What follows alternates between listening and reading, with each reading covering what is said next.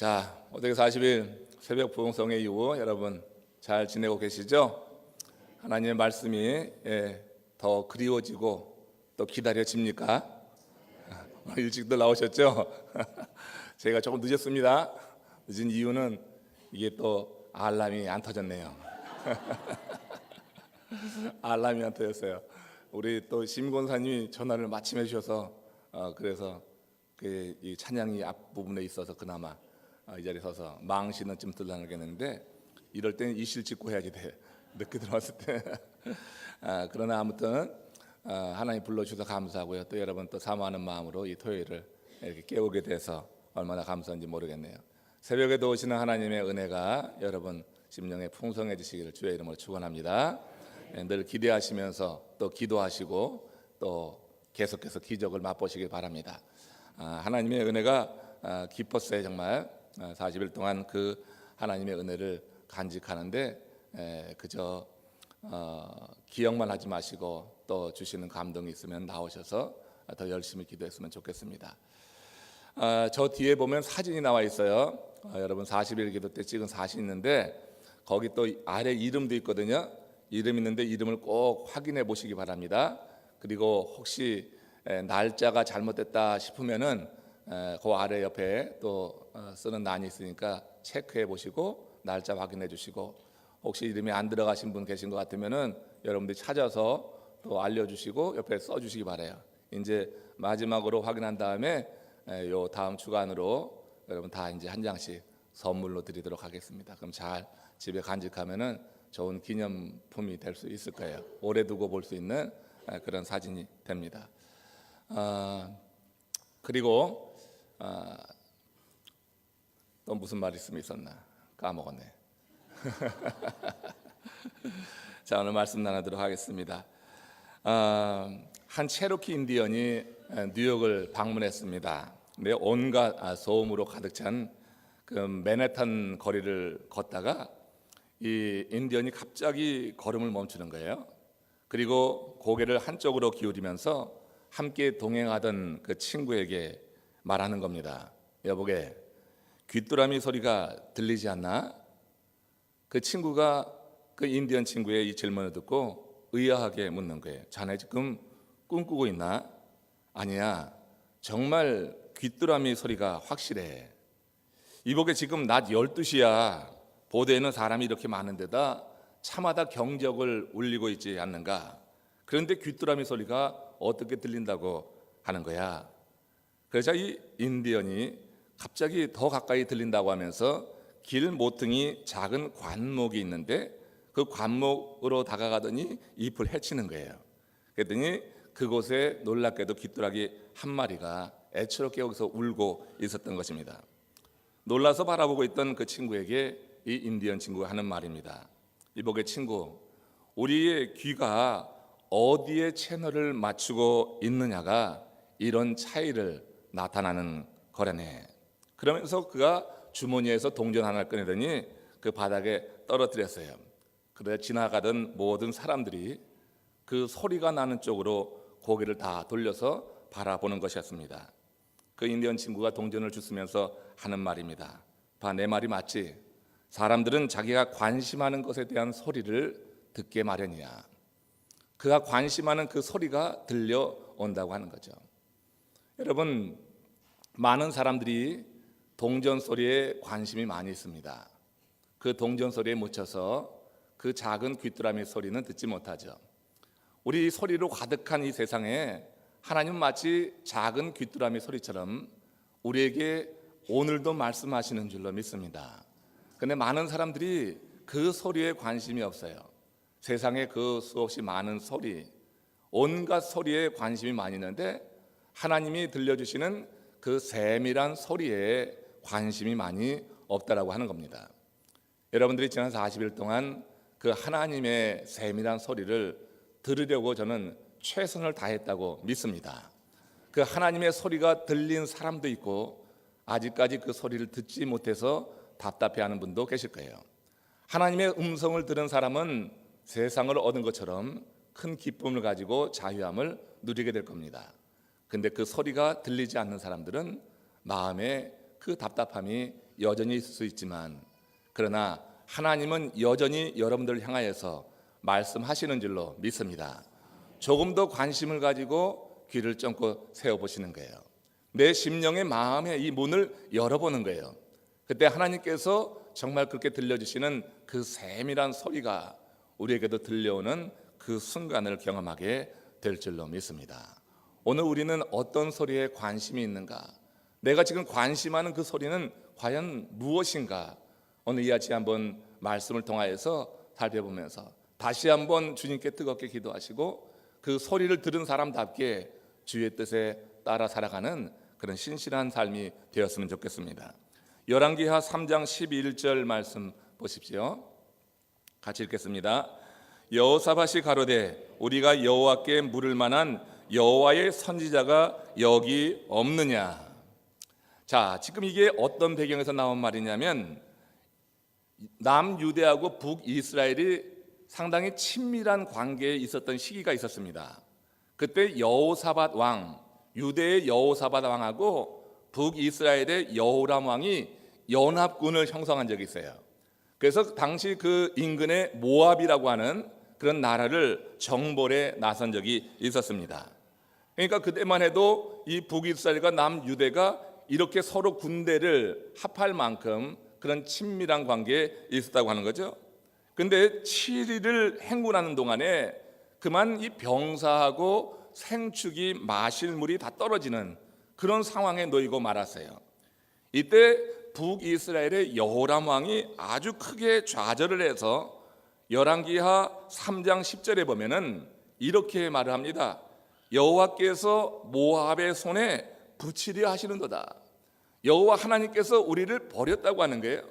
하나님이 우리를 버리셔서 모압의 손에 붙이려 하는도다 하면서 좌절되고 절망된 그런 모습으로 이렇게 탄식하는 그런 내용이 있어요. 이때 여호사밧이 한 말이 다시 돌아가서 열왕기하 3장 11절에 이 말입니다. 여호사밧이 가로되 우리가 여호와께 물을 만한 여호와의 선지자가 여기 있느냐. 여호람은 지금 그렇게 크게 절망하고 좌절된 상태에서요. 물이 없는 그 상황 속에서 이제 병사와 생축이 그렇게 목말라하고 힘들어하는 그런 모습을 보면서 이 여호람은 아주 좌절이 돼서 하나님께서 우리를 버리신 것 아닌가, 우리에게 무슨 희망이 있는가 하는 그런 절망적인 말을 쏟아내고 있을 때 여호사밧은 여호람과 달리 여호와의 선지자를 지금 찾고 있는 거예요.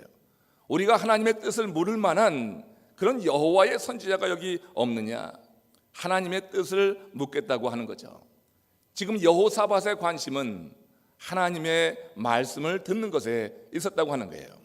여호람의 관심이 물이 떨어져 있는 그 상황 속에 매여서 그 과정에서 허덕이고 나오지 못하고 있을 때 여호사밧은 하나님의 음성 듣기를 원했다고 하는 것입니다. 여러분, 인생이 절망적이고 정말 이렇게 사방이 막혀 있을 때 그때 과연 무엇에 내가 관심이 있느냐, 이것이 그 사람의 영적인 현실이라고 하는 거예요. 하나님은 우리에게 가끔 그 사람의 관심이 어디 있는지, 그가 지금 어디를 바라보고 있는지 이것을 보기 원하시는 그런 의미에서 우리의 삶을 이런 상태로 몰아가실 때도 있다고 하는 거예요. 지금 이 여호사밧 왕은 하나님의 음성 듣기를 원하는 겁니다. 하나님의 뜻이 어디 있는지 그걸 알기를 원하는 그 마음에서 여호와의 뜻을 물을 수 있는 선지자가 여기 없느냐, 이렇게 물었던 것이에요. 이때 이제 그 북이스라엘의 엘리사 선지자, 그 북이스라엘에서 활동하던 엘리사 선지자가 급히 오게 되는 것입니다. 그러면서 열왕기하 3장 16절에 보면 이런 말을 하죠. 함께 읽어봅니다. 저가 가로되 여호와의 말씀이 이 골짜기에 개천을 많이 팔아 하셨나이다. 자, 엘리사가 이거 한 말인데 하나님의 역사를 기대하고 있는 그 믿음을 보이라고 하는 명령이 되는 거예요. 지금 물이 하나도 없는 거예요. 골짜기에 개천을 판다고 해서 물이 나올 상황이 아닙니다. 지금 목말라 죽겠는데, 갈증이나 죽겠는데, 정말 허덕이고 있는데 이 개천까지 파면 얼마나 힘들어요. 여러분, 하나님께서 가끔 우리에게 이런 명령을 하셔요. 상황이 너무 어려운데, 우리의 상황이 너무 힘든데, 그런데 또 다른 헌신을 요구할 때가 있는 거예요. 지금은 피가 필요할 때인데, 지금 생수가 필요한데, 하나님께서 물을 내셔서 그렇게 반석에서 물을 주셔야지 시원할 텐데, 그런데 개천을 위해서 개천을 많이 파라고 이런 명령을 하실 때, 그 명령이 여러분 쉽게 납득이 안 되는 거예요. 더 힘든 일을 요구한단 말이에요. 가끔 여러분 하나님이 그렇게 우리에게 요청하실 때가 있어요. 우리의 상황이 힘들잖아요. 우리의 상황이 참 어렵잖아요. 그런데 개천을 파라고 하는 거예요. 이스라엘 백성들이 요단을 건너서 저 가나안에 들어갔을 때 하나님께서 요청하신 게 뭐예요? 아니 지금 전쟁을 치러야지 되는데 하나님께서 요청하신 것은 할례를 행하라고 하는 거예요.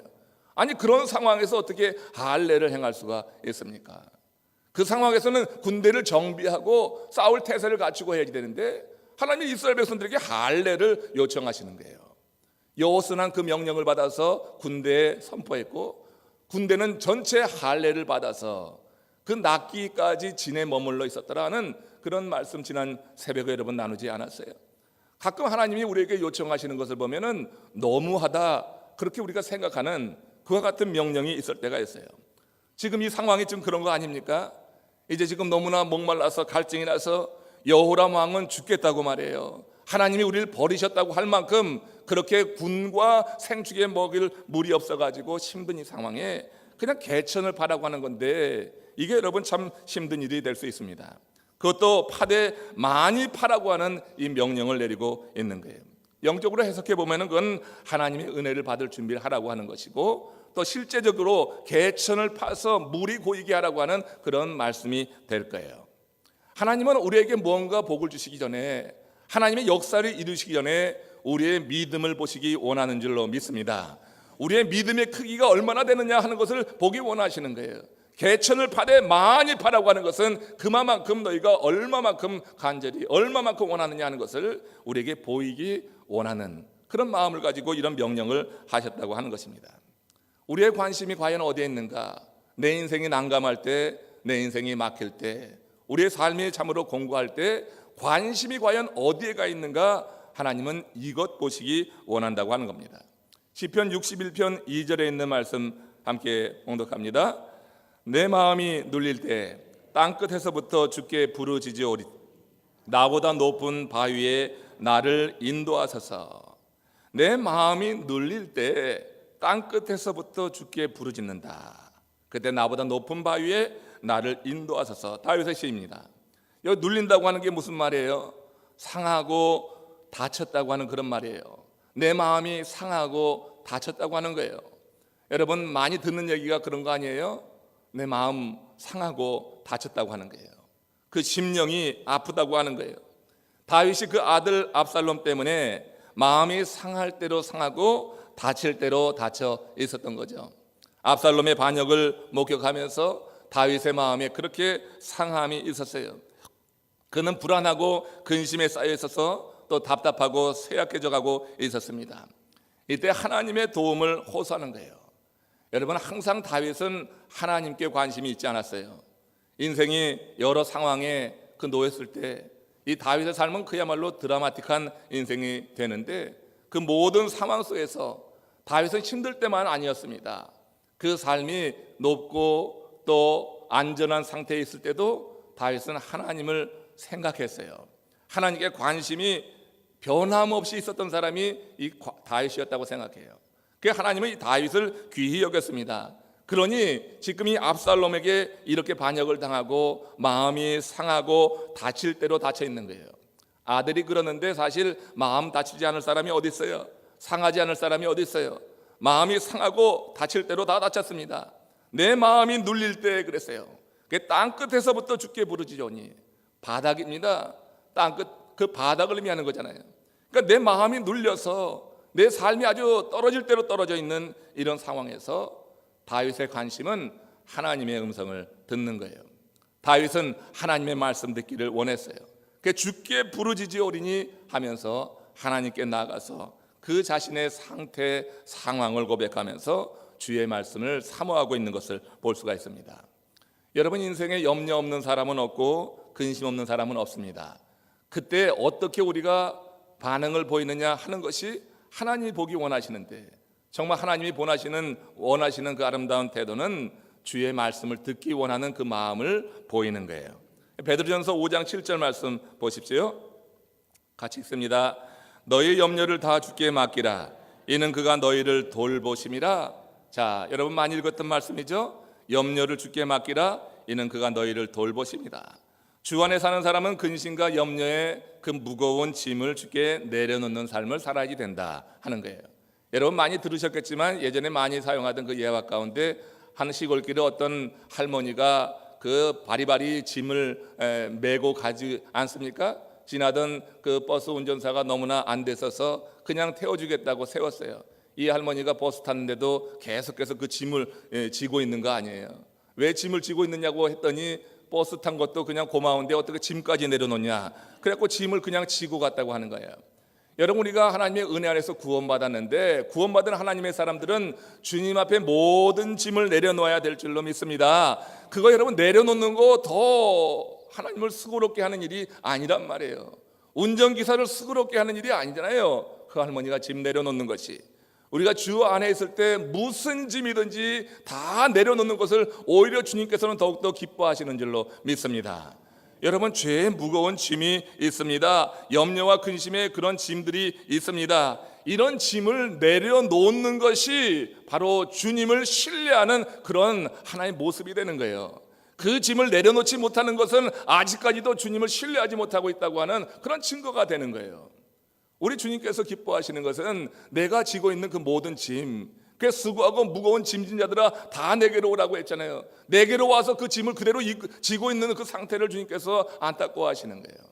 그 짐을 내려놓는가. 너의 염려를 다 주께 맡기라. 이는 그가 너희를 돌보심이라. 주께서 우리를 돌보신다고 하는 믿음이 있을 때 나의 그 모든 짐을 내려놓게 되는 것입니다. 그 짐을 내려놓고 자유함을 누리시기를 주의 이름으로 축원합니다. 여러분, 여행을 많이 다니시면은, 많이 다니는 사람은 그 짐을 갖고 다니지 않잖아요. 웬만해서는 하나 갖고 보딩 하든지 나머지 짐은 다 체크인 하게 되는 겁니다.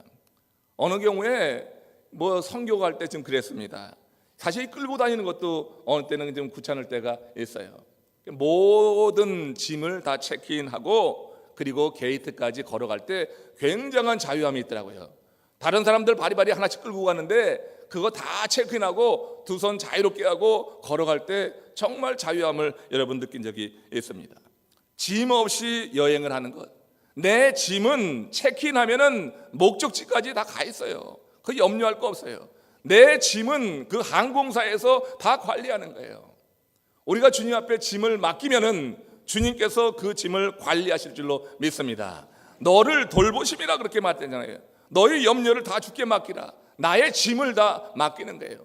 짐을 맡기면은 이는 그가 너희를 돌보심이다. 여러분, 그 짐을 가지고 너무 힘들게 인생을 살아가지 않았으면 좋겠어요.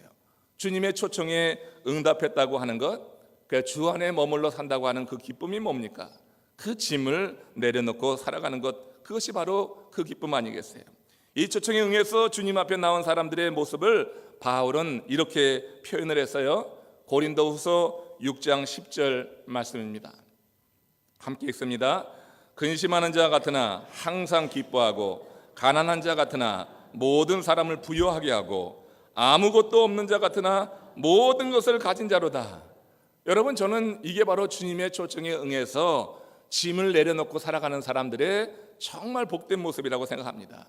항상 기뻐하는 거예요. 근심 걱정 그에게는 왜 없어요? 그러나 근심하는 자 같으나 항상 기뻐한다. 주님 앞에 짐을 내려놓았기 때문에 항상 기뻐하는 거예요. 가난한 자 같으나 모든 것을 부유하게 하고, 모든 사람을 부유하게 한다고 그랬어요. 아무것도 없는 것 같아요. 그렇지만 모든 사람을 부유하게 할 만큼 그 심령의 영적인 복을 누리고 살아간다고 하는 거예요.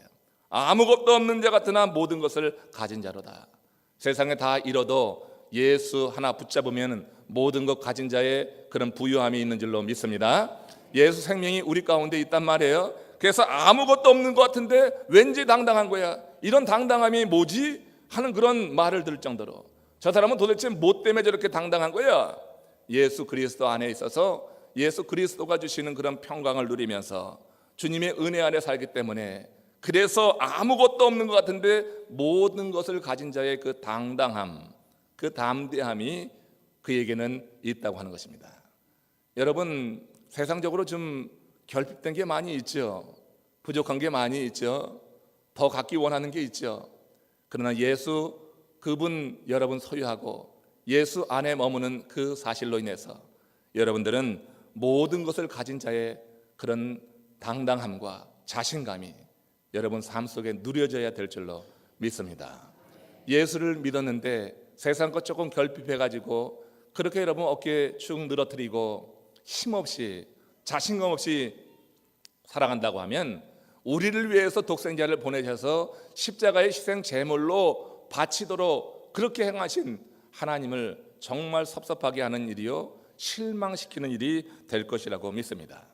주 안에 사는 자가 누리는 이 특권, 항상 기뻐하는 것, 근심하는 자 같으나 항상 기뻐하는 것, 부유한 사람, 가난한 자 같으나 모든 사람을 부욕해 하고 아무것도 없는 자 같으나 모든 것을 가진 자로다.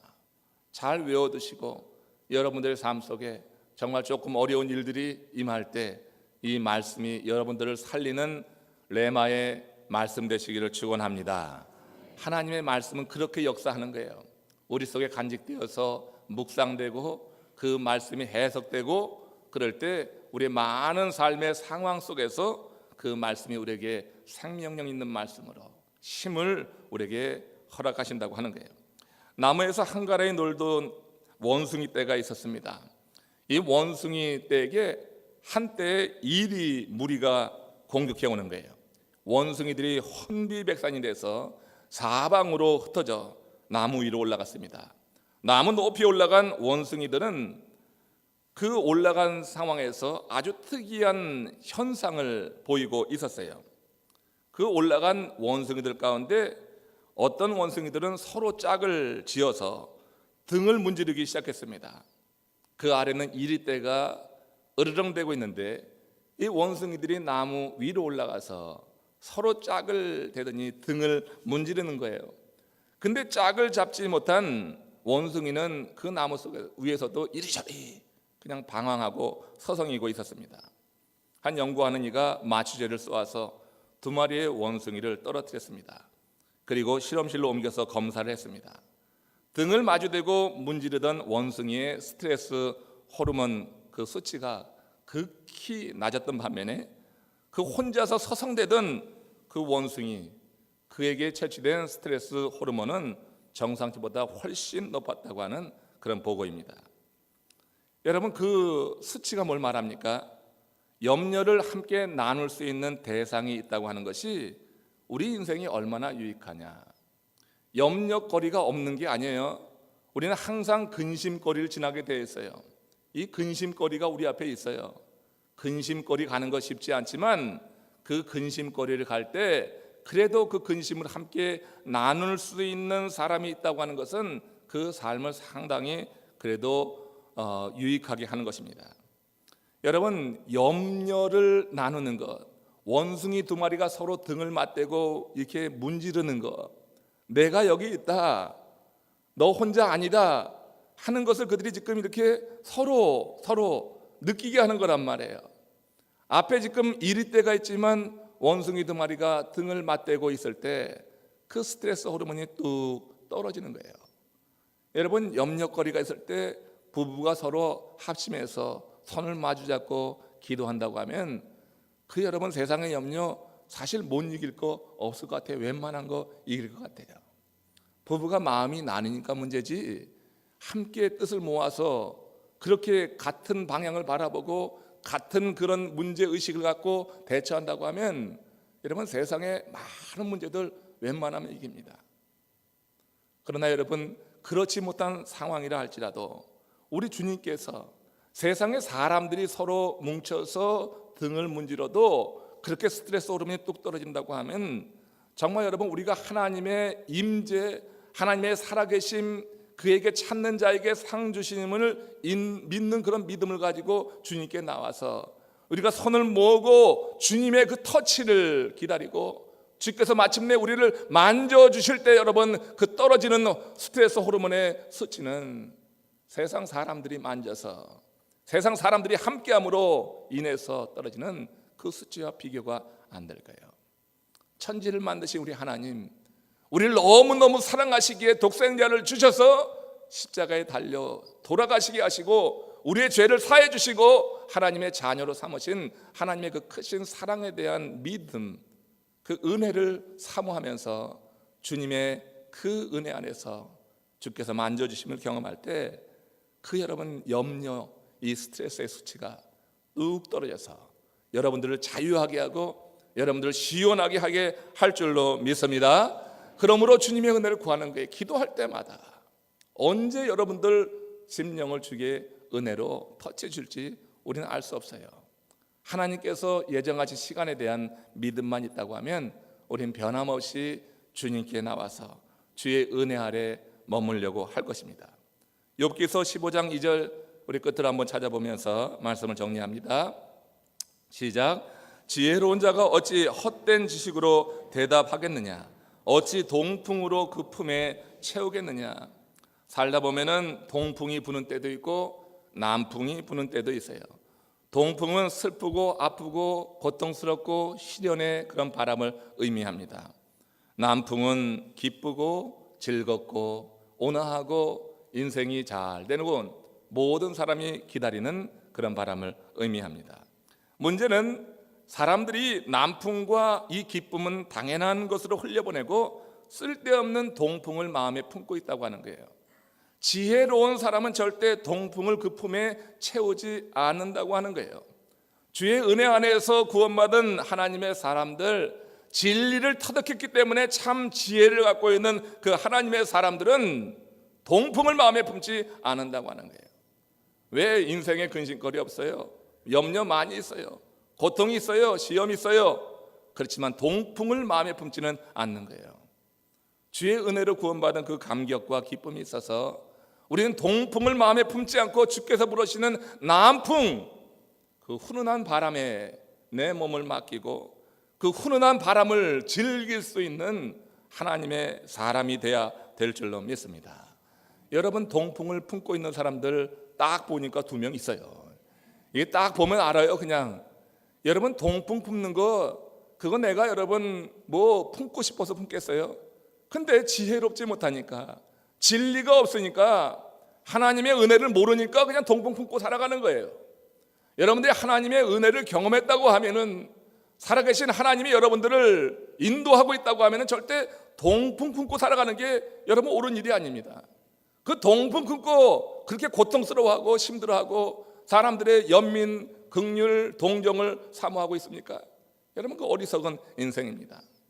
우리 인생에 근심 없는 사람 없고 염려 없는 사람 없고 어려움, 시험 겪지 않는 사람 없지만, 그러나 살아계신 하나님을 경험하고 주의 은혜 아래 머물다고 하면은 이 동풍을 그냥 흘려보내는 거예요. 그리고 주께서 불어주시는 그 남풍을 기대하고 그 바람에 여러분 몸을 맡기시고 살아가시기를 주의 이름으로 축원합니다. 하나님께서 원하시는 건 그거예요. 오늘 여러분, 하나님께 그런 관심을 가지고 하나님의 음성을 귀 기울여 보시기 바랍니다. 하나님의 음성을 귀 기울여 듣게 될 때 하나님이 내게 한 번 말씀하시면은 그 한 번 말씀하신 그 사실이 여러분들을 새롭게 하고 살리고 여러분들에게 큰 힘을 불어넣어주는 그런 남풍으로 여러분 임하게 될 줄로 믿습니다. 동풍은 가라, 남풍을 기대하는 이 새벽, 주님의 은혜를 만끽하시는, 주님이 만져주시는 그런 복된 시간 되시기를 주의 이름으로 축원합니다.